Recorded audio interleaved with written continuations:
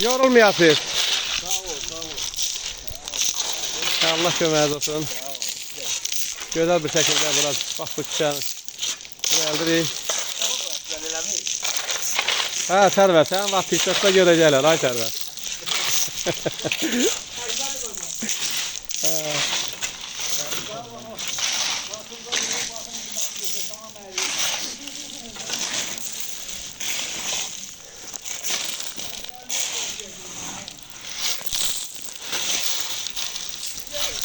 Yaş məclisinə görə elə bu darvazanın önündən başladı ki, yağış yağsa səhər burada palçıq olmasın, maşınlar rahat dayansın.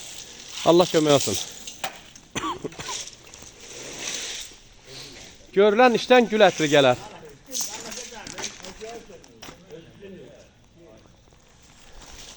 Haydi geç şuraya bak.